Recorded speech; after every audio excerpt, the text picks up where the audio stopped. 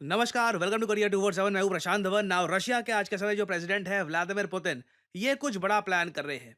मई 2025 में Vladimir Putin का एक सपना है कि ये मॉस्को में जब रशिया की ग्रेट सेलिब्रेशन चल रही होगी 80th ग्रेट पेट्रियोटिक वॉर की, इस दौरान पुतिन चाहते हैं कि यहाँ पर पीएम मोदी, जी हाँ, भारत के प्रधानमंत्री मोदी जी, चाइना के प्रेसिडेंट शी जिनपिंग और यूएस के प्रेसिडेंट डोनाल्ड ट्रंप, ये तीनों व्लादिमीर पुतिन के सामने खड़े हो और रशिया दुनिया को अनाउंस करे कि रशिया वर्ल्ड स्टेज पर वापस आ चुका है। यहाँ पे आप देख पाओगे रिसेंटली रशियन मीडिया ने ये बात रिपोर्ट करनी स्टार्ट कर दी कि चांसेस बहुत हाई हैं कि पीएम मोदी रशिया जाएंगे 9 मई 2025 को 80th anniversary of great patriotic war, इसको अटेंड करने के लिए। जैसे आप लोग जानते हैं वर्ल्ड वॉर 2 में यूएसएसआर ने नाजी जर्मनी को हरा दिया था।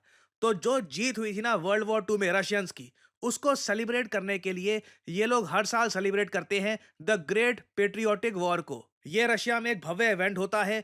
इनकी एक बहुत बड़ी मिलिट्री परेड होती है। रशिया अपने अत्याधुनिक वेपन्स दुनिया के सामने रखता है कि ये आज के समय रशिया की पावर है। और रशियन मीडिया ने जब ये रिपोर्ट करना स्टार्ट कर दिया कि प्रधानमंत्री नरेंद्र मोदी इस परेड में एज ए स्पेशल गेस्ट जाएंगे, सडनली सबका यहां पर ध्यान गया रशिया की तरफ और लोगों ने इमेजिन करना स्टार्ट कर दिया व्लादिमीर पुतिन ने अपने ग्रैंड प्लान पर काम करना स्टार्ट कर दिया है।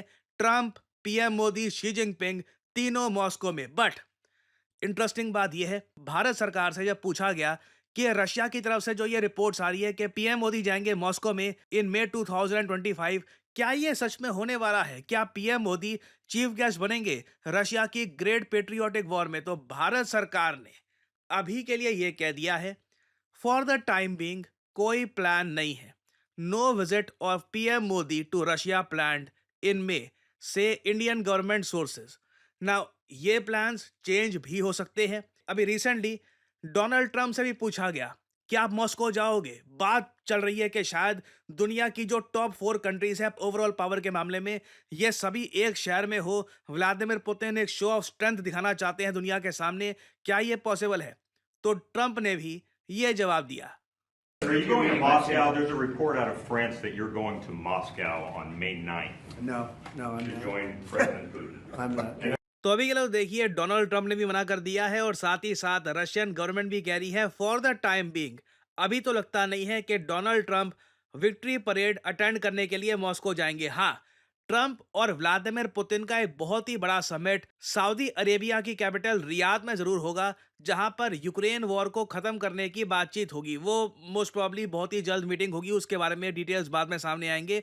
मगर अभी के लिए ये तो हम कह सकते हैं कि ट्रंप मॉस्को नहीं जाने वाले। हालांकि जिस तरीके से ट्रंप यू टर्न लेते हैं सडनली, हम कह नहीं सकते, things can change as well. तो अभी के लिए पुतिन का जो ग्रैंड प्लान है ना कि मॉस्को में पीएम मोदी, ट्रंप और शी जिनपिंग, इसमें अभी के लिए बस एक लीडर ने कंफर्मेशन दी है, वो है शी जिनपिंग। शी जिनपिंग ने कहा है कि ये हमेशा रशिया के इटर्नल फ्रेंड रहेंगे और 80th विक्ट्री परेड में शी जिनपिंग मौजूद होंगे। पीएम मोदी का अभी 100% कंफर्म्ड है नहीं, हो सकता है जाएं, हो सकता है ना जाएं। और ट्रंप का अभी के लिए लग रहा है कि पॉसिबल नहीं है। बट मैं आपको ये बता दूं, जब सऊदी अरेबिया में डोनाल्ड ट्रंप और पुतिन मिलेंगे और यूक्रेन के सीज फायर की बातचीत होगी, उस वक्त पॉसिबिलिटी है कि पुतिन फिर से एक इनविटेशन एक्सटेंड करे और हो सकता है कि ट्रंप इसको एक्सेप्ट करे और फिर जो पुतिन का ग्रैंड प्लान है कि मॉस्को में इन सब लीडर्स को इकट्ठा किया जाएगा, दैट कैन हैपन। अब आप यहाँ पे एक सवाल पूछोगे, अगर मान लो एक बार को चारों लीडर इकट्ठे हो भी जाए मॉस्को में, कौन सा पहाड़ टूट पड़ेगा, कौन सा कुछ नया हो जाएगा? इसके बारे में वर्ल्ड मीडिया इतना ज्यादा ऑब्सेस्ड क्यों है? देखिए, ऑब्सेस्ड इसलिए है क्योंकि यहाँ पर सिर्फ एक मीटिंग की बात नहीं हो रही। एक लार्जर विजन ये है ट्रंप और पुतिन की कि डिफेंस बजट कम करते हैं। ये बहुत अच्छी न्यूज़ है, भारत के लिए भी काफ़ी अच्छी न्यूज़ है।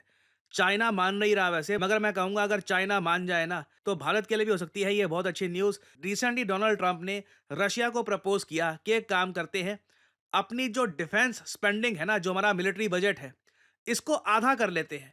यूएसए भी इसको आधा कर लेगा, आप भी इसको आधा करो और चाइना को भी हम कहेंगे कि इसको आधा करो। नाउ आप अगर मिलिट्री बजट स्पेंडिंग के हिसाब से देखो, तो टॉप पे यूएस आता है, उसके बाद चाइना, फिर उसके बाद बहुत से देश आते हैं। इंडिया मोस्ट प्रोबेबली जिस तरीके से हमारा डिफेंस बजट बढ़ रहा है, हम भी इन द फ्यूचर $100 बिलियन के आसपास खर्च रहे होंगे डिफेंस बजट में। तो अगर आप मान लीजिए ये चारों लीडर इकट्ठे हो जाते हैं और ये जो प्रपोजल है ट्रंप का कि अभी के लिए ना पैसा खर्चो डेवलपमेंट पर, तरक्की पर, सब लोग अपना डिफेंस बजट इकट्ठा कम करेंगे ताकि किसी को शक ना हो। अगेन देखिए, पाकिस्तान को इंडिया आराम से झेल सकता है, कोई वहां पे इतनी प्रॉब्लम आएगी नहीं। इंडिया के लिए मेन कंसर्न है चाइना।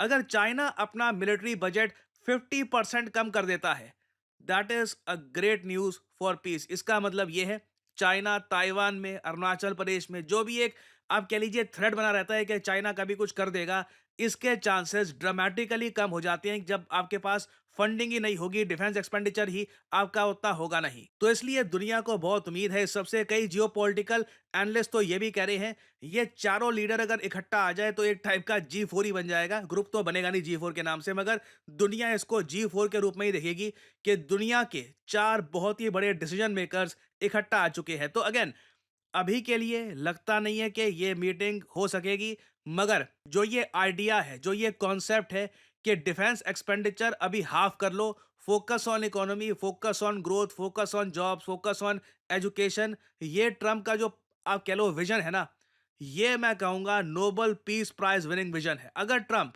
रशिया को, चाइना को, बाकी कंट्रीज को भी मना पाते हैं कि अपना डिफेंस बजट चलिए सब लोग मिलकर ही 50% कम कर लेते हैं, ट्रंप लिटरली उस केस में डिजर्व करेंगे एक नोबेल पीस प्राइज।